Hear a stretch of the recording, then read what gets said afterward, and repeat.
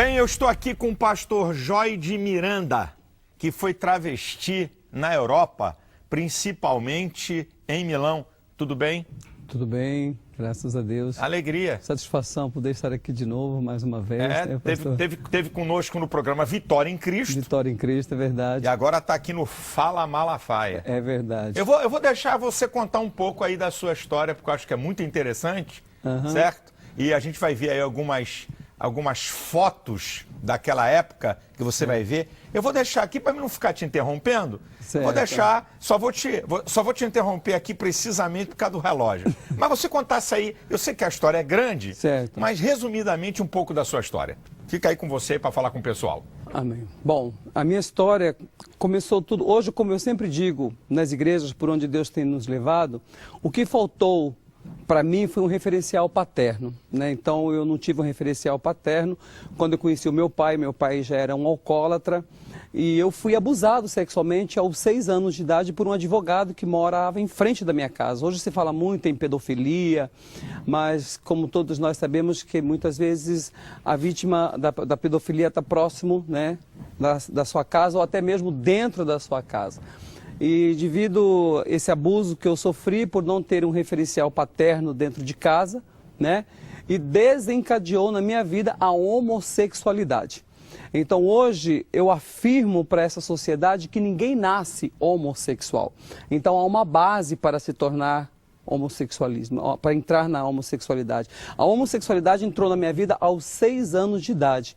Por quê? Porque se eu tivesse um pai presente, um pai amigo, como hoje eu tenho dito para os pais serem amigos dos seus filhos, acompanharem os seus filhos, estar próximo dos seus filhos, né? Muita coisa poderia ser evitado. E eu não tive essa oportunidade. E com o passar do tempo, a minha mãe não conheceu o Senhor Jesus Cristo, o tempo foi se passando, vieram as experiências com outros meninos, a situação na minha casa foi ficando insustentável, né, porque a minha família já começou a desconfiar, minhas irmãs, eu sou o único filho, tenho 3 irmãs e o único filho homem da minha família. E com certeza a minha família na época, minhas irmãs, a minha mãe choravam muito, diziam, mas você é vergonha da minha família, da sua casa. E nós temos visto hoje, pastor Silas, a mídia fazendo uma apologia em relação à homossexualidade, dizendo que os pais têm que aceitar, mas só um pai, só uma mãe que tem um filho homossexual dentro de casa sabe como é que sangra o coração. Porque não é isso que um pai, não é isso que uma mãe sonha para um filho. O que o pai, o que uma mãe sonha para um filho é a continuidade da família, que é um projeto de Deus. A minha mãe, sem conhecer Jesus, ela já tinha esses princípios. E ela dizia assim, mas você é meu único filho homem. Aquela situação na minha casa foi ficando insustentável. Logo eu comecei a conhecer outros travestis, comecei a tomar hormônio, esse hormônio que as mulheres tomam para evitar filhos. Começaram a aparecer o peito, o cabelo foi crescendo, aí eu recebi o convite para vir para o Rio de Janeiro, do Rio de Janeiro eu fui para São Paulo. Em São Paulo eu coloquei 4,5 litros de silicone no meu quadril, conheci outros travestis e me disseram, olha, na Europa se ganha muito dinheiro. Como eu recebia muitas palavras malditas do meu pai sempre dizia que eu não prestava, que eu não valia nada, que eu ia ser um inútil, e eu quis provar para o meu pai que eu ia ser alguém. Hoje eu digo para os pais que os pais têm que vigiar nas palavras que lançam para os seus filhos. Muitas vezes os pais batem nos meninos, agridem os meninos e chamam os meninos de mariquinho e falam assim, cala a boca, homem não chora. Quem disse que homem não chora? Chora um bocado. Chora, não é verdade? E eu comecei a conhecer aqueles travestis que disseram que na Europa se ganhava muito mais dinheiro e tal. Eu falei, bom, então eu vou para a Europa também. Eu quero provar para o meu pai que eu vou ser alguém. Eu fui para a Europa, morei 1 ano e meio na França, voltei de novo, não consegui mais me adaptar aqui no Brasil, onde eu voltei, morei em vários países da Europa, e onde eu fiquei muito mais tempo em Milão, na Itália. Na Europa eu coloquei o silicone no peito, 380 ml de silicone no peito. Nós temos aí imagens, temos fotos. Sim. Coloque aí para vocês verem, né, o Joide, que era travesti em Milão, na Europa, conforme ele está falando aí, tem as imagens aí que nós estamos botando em fotografias para você poder ver, para poder ter a ideia realmente do que está sendo falado aqui. Vamos embora. Então, quer dizer, aí eu me tornei, na época, né, na década de 80, um travesti muito famoso. né? Tanto no Rio de Janeiro como São Paulo, Belo Horizonte. Aí hoje as pessoas perguntam assim, mas você não tem vergonha de falar do seu passado? Eu digo não, por quê? Porque até a própria palavra do Senhor, né, me diz lá em 2 Coríntios 5,17 que as coisas velhas já se passaram. Então, eis que tudo se fez novo. Então, tudo se fez novo na minha vida. Hoje, a minha vida, a minha história serve para edificar outras vidas, como a própria palavra do Senhor lá em Romanos, no capítulo 6, no versículo 22, né, a palavra do Senhor nos diz assim, mas agora, sendo liberto do pecado, sendo servo de Deus, tendes os vossos frutos para a santificação. Então, hoje, os meus frutos são para santificar outras vidas. Hoje, os meus frutos são para dizer a essa sociedade que ninguém nasce homossexual, que a homossexualidade é um estado. Então, o indivíduo está no homossexualismo por uma conduta aprendida e ela pode ser desaprendida. Então, hoje eu afirmo isso para a glória do Senhor Jesus. Por quê? Porque mesmo eu tendo tudo aquilo que o mundo, entre aspas, me proporcionou, né, que é o sonho de todos os travestis na época, fama, beleza, poder, dinheiro, glamour, mas havia um vazio dentro de mim. Havia um vazio dentro de mim. E não era só eu. Então, uma coisa, como eu sempre digo, uma coisa é você estar diante da sociedade. É uma coisa quando nós estávamos diante da sociedade, eu e os meus amigos que se relacionavam comigo, né? Quando eu morava na Europa, eu vinha para o Brasil. Então, quando nós estávamos diante da sociedade, nós mostrávamos um glamour, nós mostrávamos uma felicidade, nós mostrávamos uma alegria que, na verdade, era aquela alegria, era aquela felicidade que nós gostaríamos de ter, mas quando nós nos encontrávamos a sós, nas madrugadas, entre quatro paredes, onde já não tinha mais holofote, onde já não tinha mais ninguém para nos aplaudir, onde já não tinha mais ninguém para nos admirar, muitos diziam, que vida miserável que nós estamos vivendo. Mas nós achávamos que nós tínhamos nascido assim. Eu achava que eu tinha nascido assim. Eu falava, bom, eu nasci assim, eu penso assim, eu vou morrer assim. Então, quer dizer, para nós não havia solução nenhuma. E um belo dia, né, em Milão, na Itália, eu recebo um telefonema da minha mãe. E a minha mãe disse para mim assim, meu filho, eu aceitei Jesus como meu único e suficiente Salvador.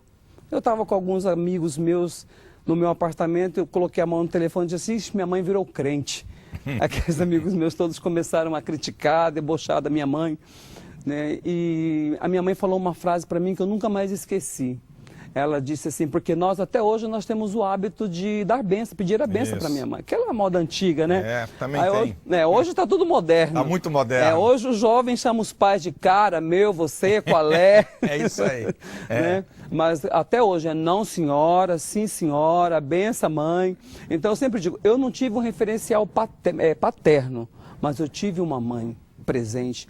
As minhas irmãs tiveram uma mãe presente. Eu louvo a Deus pela vida da minha mãe, que é uma mulher de rocha. Hoje eu até digo nas igrejas que o homem ele é a cobertura. O telhado pode até rachar, mas se a coluna estiver fincado na rocha, a família não desmorona. Que foi o caso da minha casa. As minhas irmãs, graças a Deus, casadas, constituíram famílias. Minha mãe já tem netos, bisnetos. E minha mãe disse uma frase para mim, pastora, assim, filho, eu terminei de dar bênção para ela, falei, benção, mãe. Ela falou assim, Deus te abençoe, mas eu quero falar uma coisa para você, Jesus te ama e Ele tem um plano para realizar na sua vida, porque Deus me deu um filho homem. Ah, que bacana. Aí eu conversei com aqueles amigos meus, eles começaram a debochar da minha mãe, criticar. Eles foram embora, eu fui deitar, mas aquela frase ficou na minha cabeça. Jesus te ama. Eu morei num país extremamente religioso por muitos anos. Lá na Itália, ninguém disse que Jesus me amava. Minha mãe conheceu Jesus lá em Cuiabá, em Mato Grosso. Por telefone, ela disse que Jesus me amava. E a minha mãe começou a orar por mim. Então, hoje eu digo para as mães, não desista. Ore pelos seus filhos. Porque há poder numa oração de uma mãe, quando uma mãe coloca o seu joelho no chão e clama pela vida de um filho. E foi o que minha mãe fez. A minha mãe não duvidou do caráter de Deus. A minha mãe creu que Deus ia poder restaurar a minha identidade sexual com a qual eu tinha nascido. O mundo, como eu digo, o mundo me fez mulher, mas eu venci o mundo, para a glória do Senhor Jesus, porque alguém se colocou na brecha para orar, interceder pela minha vida, que foi a minha mãe Odete. Eu vi você, quando esteve com a gente no outro programa, você falou uma frase que eu até citei aqui no início, né? E eu, na época, também não entendi direito. Certo. Você disse assim, pastor, o senhor está enganado. Para o cara ser um travesti tem que ser muito homem, porque muita gente não tem nenhuma ideia desse submundo. Verdade. O que acontece. O que quer dizer com essa frase? É porque, o que acontece?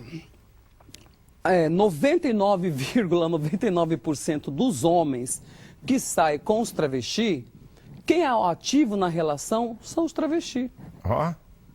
Porque qual que é o objetivo de um homem sair com um travesti? Sendo que tem tantas mulheres por aí, entendeu? Então eles saem porque, na verdade, o ativo é o travesti na relação. Né? Então aí a gente já quebra aquele tabu de que não, né? Existe uma mulher dentro de mim. Não, existe um macho mesmo dentro de você. Perfeitamente. Você está vivenciando um estado, mas você é homem. Né? Por mais feminino que você seja aparentemente, mas Deus te fez homem e essa identidade está dentro de você. Então, quando eu me comecei a perceber, eu falei, não, mas espera aí, que negócio que é esse, né? Então, são os homens que saem com os travestis, quem é o ativo na relação são os travestis, e são homens casados. A grande maioria são homens que deixam as esposas dentro de casa para se unir com aqueles homens. E muitas vezes as pessoas ainda passam, ainda discriminam, ainda condenam. Eu não discrimino, eu não condeno, porque, como eu sempre digo, eles estão com os pecados expostos. Mas muitos que estão com os pecados encobertos se sentem melhores do que eles. Então, eles não são melhores, né? Agora, vem cá, você chegou... a gente aqui está falando de maneira tão franca, tão aberta. Como é que foi a tua chegada numa igreja evangélica, você como travesti, com 380, como você disse, Isso. certo? Não é brincadeira, 380, meu amigo, ó, é uma traca. 380, com silicone na perna e tudo. Como é que foi tu chegar numa igreja evangélica? Como é que foi esse negócio? Então, eu fui porque eu fui numa igreja onde minha mãe congregava, após alguns anos de oração, intercessão, Deus começou a responder a oração da minha mãe. Eu sempre também, uma coisa que eu digo sempre para os pais hoje, eu digo assim, pais, mãe, às vezes muitas mães me ligam, falam, pastor, eu estou orando já, tem 2, 3, 4 anos que eu estou orando para o meu filho. Eu falei, mãe, não se preocupe, porque o dia que Deus falar o coração dele, ele ouvirá a voz de Deus. E foi assim comigo. A minha mãe orou quase 7 anos pela minha vida e ela nunca desistiu. E ela dizia assim para mim, Deus me deu um filho homem e ele vai mudar a sua vida. Eu dizia, mãe, a senhora é louca. Que palavra poderosa, há poder na palavra. Eu nasci assim, eu penso assim, eu vou morrer assim, mãe.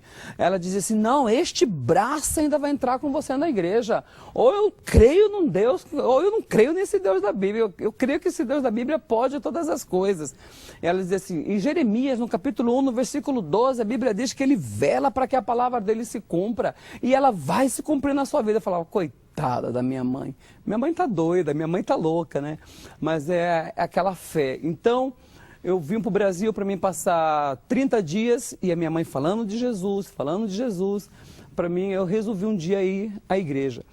E hoje, pastor, infelizmente a igreja ela não está preparada para receber um travesti. Porque às vezes um travesti entra dentro da igreja, as pessoas olham com um olhar diferente.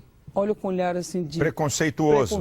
Isso, vamos botar claro aqui. Principalmente os jovens, os adolescentes, desconfiados. E quando eu cheguei ali, todo mundo sabia que eu era o filho da Dona Odete. Apesar que eu tinha uma aparência feminina, eu não parecia como travesti, né? Eu tinha uma aparência de mulher mesmo, o diabo literalmente me pintou como uma mulher. Mas as pessoas olharam assim e falaram assim, nossa, aquele ali é o filho da Dona Odete. Parecia que tinha entrado um carro alegórico dentro da igreja. Mas ali eu sentei ao lado da minha mãe, o pastor começou a pregar, eu fui ficando com raiva do pastor. Eu falei, mãe, a senhora contou a minha história para esse pastor? Minha mãe, não, filha, é o Espírito Santo que está falando ao seu coração. Eu, que Espírito Santo, mãe? Eu não conhecia a linguagem da minha mãe, né? Uhum. E após a mensagem, Deus usou uma irmã para ministrar um louvor.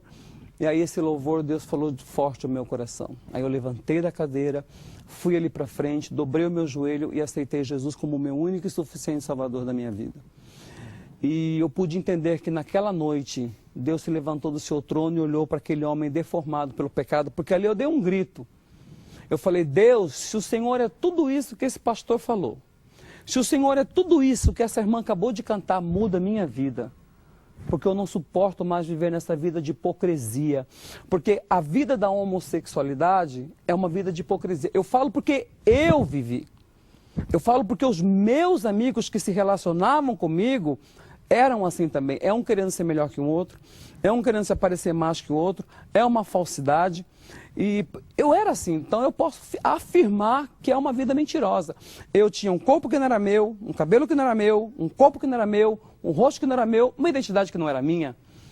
E eu disse assim, Deus, se o Senhor pode, realmente o Senhor muda a minha vida. Mas só que hoje, o que acontece? As pessoas acham que Deus é uma fada madrinha. Que você se converte hoje e que ele vem com uma varinha de condão e tudo. Não. Como diz um pastor amigo meu, ele disse assim, filho, ficou tantos anos plantando joio, acaba de se converter, quer comer trigo? Não. Você vai comer joio. Uma hora o trigo vai brotar. Então as pessoas acham que Deus é uma fada madrinha, se convertem e acham que Deus tem a obrigação de acabar com aquele sentimento. Não, então você vai lutar agora para não fazer mais parte desse mundo sistema. Então foram 4 anos de renúncia. Foram 4 anos de lágrimas. Foram 4 anos aos pés do Senhor, dizendo, Deus, para este mundo eu não volto mais. Deus, eu creio que o Senhor pode tirar esse desejo do meu coração. Busquei ajuda com uma psicóloga. Busquei ajuda na igreja, fui fiel aos meus líderes, compartilhava as minhas dores, compartilhava as minhas frustrações, mas eu dizia para Deus, falava, Deus, eu sei que o Senhor pode, eu sei que o Senhor pode, e o Senhor vai remover esse sentimento do meu coração. Né? Então, assim, existem algumas tarefas, como eu sempre digo às vezes, existem algumas tarefas na Bíblia que dependem exclusivamente de nós. Que depende exclusivamente de nós.